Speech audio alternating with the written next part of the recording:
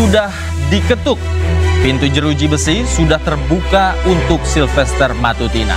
6 tahun berlalu, Sylvester Matutina masih berstatus terpidana tanpa jalani hukuman penjara atas kasus pencemaran nama baik dan penghinaan kepada Wakil Presiden ke-10 dan 12 Yusuf Kala. Apa yang membuat proses hukum mandek? Adakah orang besar di baliknya? Pemirsa, bersama saya Davi Pratama, inilah Interupsi. Ada orang besar di balik Sylvester, benarkah?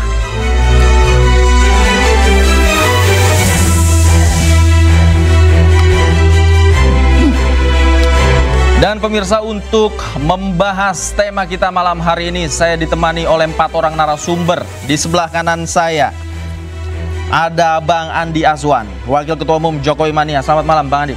Malam Davi. Apa kabar? Baik, alhamdulillah sehat. Baik ya. Kemudian ada Bang Zefrin Boy Kanu, Ketua Peradi Bersatu. Selamat malam Bang Boy. Ya, malam Bang. Di tengah waktunya yang sibuk, akhirnya bisa juga bergabung di Interupsi malam hari ini. Terima kasih Bang Boy. Ya, makasih kembali ya. Di sebelah kiri saya ada Bang Ahmad Ghozinuddin, pengacara tim pembela ulama dan aktivis. Selamat malam Bang Ghozi. Tim akademisi anti kriminalisasi. Tim akademisi anti kriminalisasi. Kuasa hukum Roy Suryo dan kawan-kawan. Nah, gitu. Oke, siap. Apa kabar? Siap, alhamdulillah. Luar biasa. Sehat. Luar biasa, masih saya terus di tengah sibukannya kesana kemari kita lihat. Ya, di tengah juga memburu Sylvester Matutina. Memburu Sylvester Matutina. Betul. Nanti kita akan buru juga nih narasi dari Bang Ghozi. Berikutnya Bang Refli Harun, pakar hukum tata negara. Selamat malam Bang Refli. Selamat malam. Apa kabar? Baik saja. Assalamualaikum warahmatullahi wabarakatuh. Waalaikumsalam warahmatullahi wabarakatuh. Baik, tema kita malam hari ini seperti yang dikatakan Bang Ghozi. Bagaimana mungkin Sylvester Matutina yang sudah divonis namun saat ini masih bebas? Tanggapan Anda Bang Ghozi? Baik, bismillahirrahmanirrahim. Yang pertama saya ingin menjelaskan hal ini dengan pendekatan hukum, baru yang kedua secara politik. Oke. Secara hukum sebenarnya tidak ada satupun alasan hukum yang bisa dibenarkan untuk melegitimasi Sylvester Matutina masih berkeliaran di luar. Padahal sejak 20 Mei 2019 yang lalu sudah ada putusan dari Mahkamah Agung Republik Indonesia, putusan judek juris berupa putusan kasasi yang sudah inkrah. Dan selama ini narasi-narasi yang disampaikan itu semacam orang yang akan hanyut mencoba mencari tambatan seolah-olah bisa menahan arus besar tadi. Misalnya narasi yang sering disampaikan adalah diantaranya bahwa masalah ini sudah daluarsa. Artinya ada daluarsa sehingga tidak bisa dieksekusi. Saya ingin tegaskan bahwa tidak ada satupun alasan untuk menyatakan bahwa kasus ini sudah daluarsa sehingga tidak ada kewenangan dari Jaksa Agung untuk mengeksekusi. Pertama, kita harus ketahui yang dimaksud daluarsa itu adalah lewat waktu, baik dalam 2 hal. Pertama, daluarsa dari sisi penuntutan. Yang kedua, daluarsa dari sisi eksekusi atau pemidanaan. Kalau kita merujuk KUHP, bukan KUHP ya, Kitab Undang-Undang Hukum, bukan hukum acara ya, Undang-Undang Hukum Pidananya ya, hukum materialnya bukan formilnya.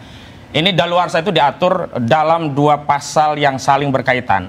Kalau kita bicara daluarsa penuntutan itu ada di pasal 78 KUHP. Kalau kita bicara tentang daluarsa pemidanaan itu 84 KUHP. Dan tegas daluarsa pemidanaan di pasal 84 KUHP ayat 2 itu ditegaskan. Daluarsa pemidanaan itu adalah daluarsa penuntutan ditambah sepertiga. Kalau kita rujuk daluarsa penuntutan di pasal 78 yang ditegaskan bahwa daluarsa penuntutan itu ada beberapa klasifikasi. Saya fokus ke kasus Sylvester Matutina. Jika ancaman pidana dari pasal yang dituntut itu di atas 3 tahun, maka daluarsanya adalah 12 tahun. Sementara dalam 84 ayat 2 itu daluarsa pemidanaannya adalah daluarsa penuntutan ditambah sepertiga. Artinya 12 tahun ditambah sepertiga dari 12 tahun. Kenapa saya hitung ini di 12 tahun? Karena saudara Sylvester Matutina itu divonis 1,5 tahun karena pasal 311 KUHP yang ancaman pidananya 4 tahun. Jadi yang dihitung itu adalah ancaman pidananya, bukan vonisnya.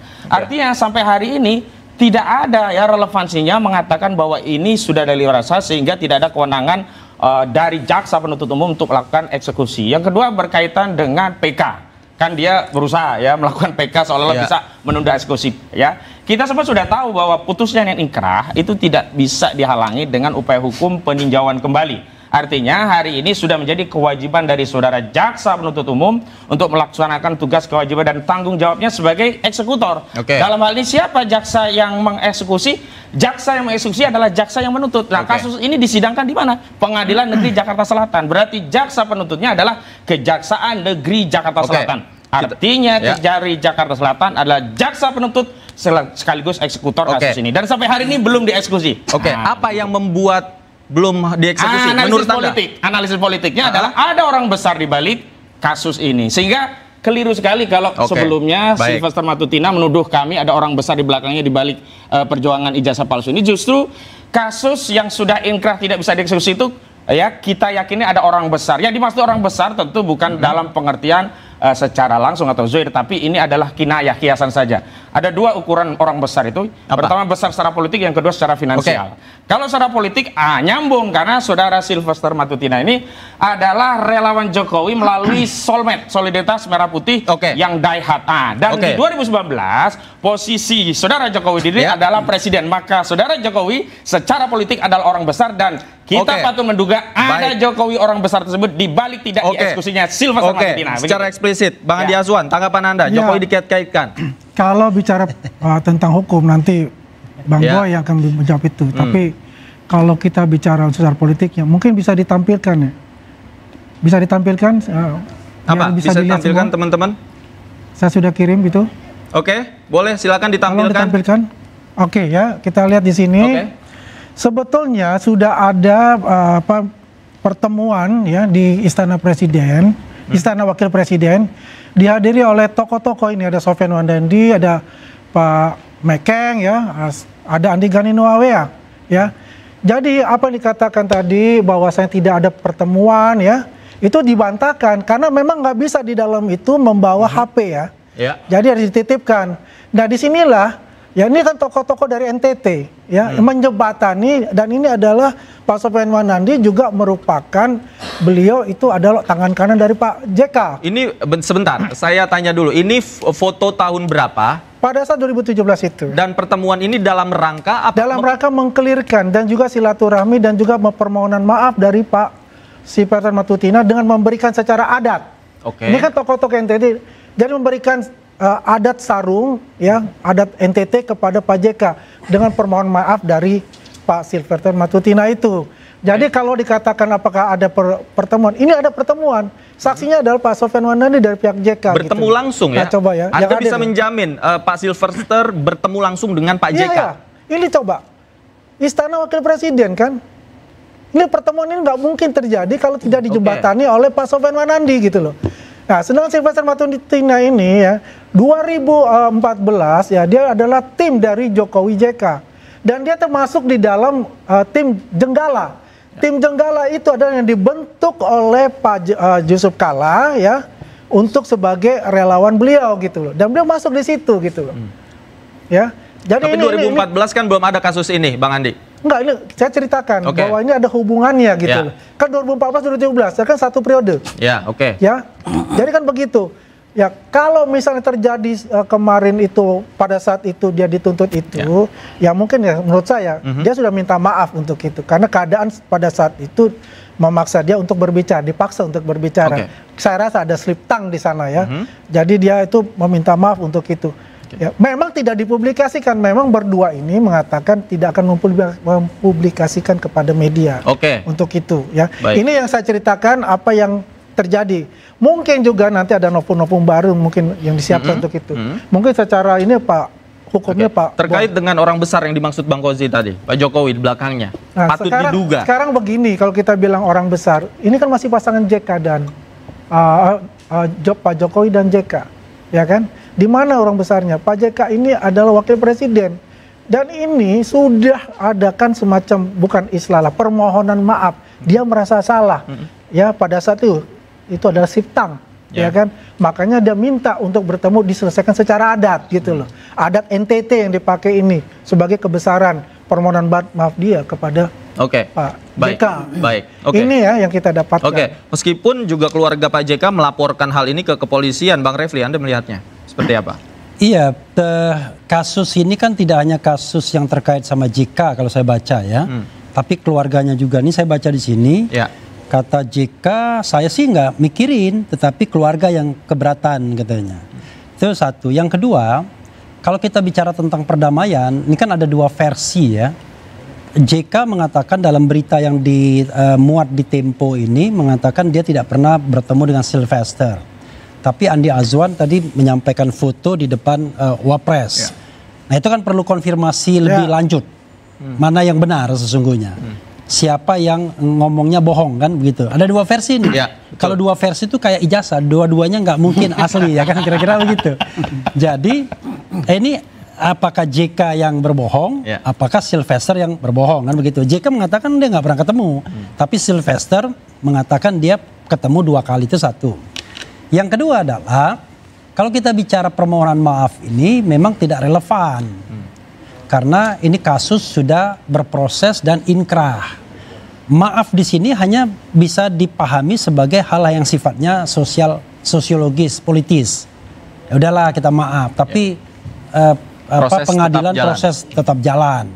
Nah, ketika sudah inkrah seperti ini, memang ya tidak ada cara lain, harus dieksekusi. Karena kalau tidak dieksekusi, jadi ada inequality before the law. Persoalannya adalah, walaupun saya pribadi nggak suka adu mengadu seperti ini, terus terang saja, makanya vice versa sama terhadap Roy Suryo CS juga saya nggak suka ada pengaduan seperti itu. Tetapi masalahnya ini kadung sudah berkekuatan hukum tetap, akan menjadi sebuah presiden buruk dalam law enforcement kita kalau seandainya yang berkekuatan hukum tetap ini tidak dieksekusi. Nanti bilang gimana kalau misalnya dieksekusi langsung dikasih amnesti, itu urusan Pak Prabowo, ya kan? It is not my business. Tapi yang paling penting dieksekusi dulu. Dan ini debat eksekusinya sudah berapa hari ini? Padahal tinggal datang atau diambil itu soal lain. Yang penting masuk dulu, kemudian soal nanti, Pak, saya dapat bagian dari amnesti dong, saya juga minta garasi, itu soal lain. Analisa Anda apa yang terjadi sampai hari-hari ini? Begini, ini hypothetical ya sifatnya. Kira-kira siapa sih yang lebih besar dari Jaksa Agung? Kan ini masalahnya adalah, konon Jaksa Agung sudah memerintahkan melalui Kapus Penkum. Artinya kan juru bicara Kejaksaan Agung dong, berarti Jaksa Agung kan yang perintahkan. Tapi kok bisa Kejari, Kejaksaan Negeri Jakarta Selatan tidak melaksanakan perintah eksekusi tersebut? Berarti kan ada keraguan.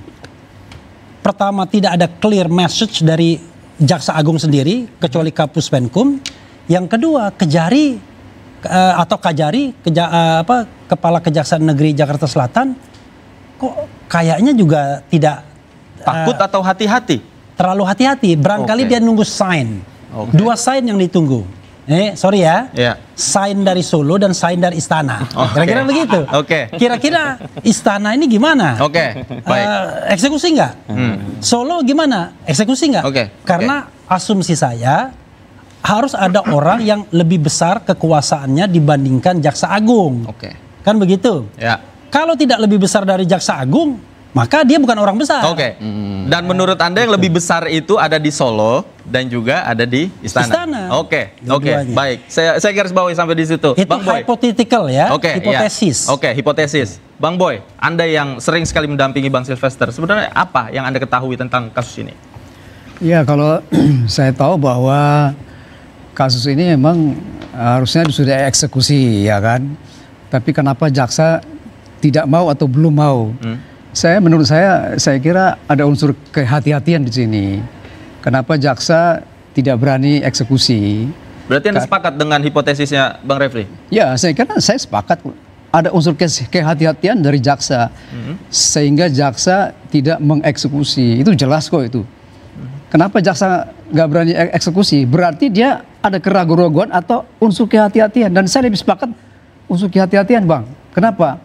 Karena beberapa kasus yang lain juga ada juga orang sudah dari Mahkamah Agung sudah inkrah ya. Orang PK bisa ditunda eksekusinya. Tidak banyak, beberapa kasus ada. Baik. Ya kan? Jadi menurut saya jaksa karena kehati-hatian sehingga dia menunda eksekusi, menunggu sampai PK. Baik. Menunggu sampai PK. Gini, saya garis bawahi, jangan disamakan pendapat saya dengan dia.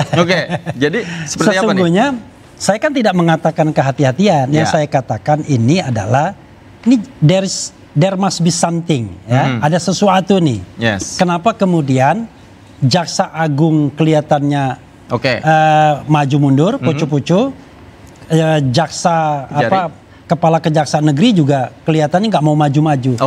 Dia saya katakan tadi, dia menunggu bukan soal hukumnya, tapi soal politiknya. Dia soal politiknya. Tunggu sign. Baik. Sign dari Solo atau sign dari Istana. Nanti kita elaborasi lagi. Pemirsa jangan kemana-mana. Interupsi, segera kembali.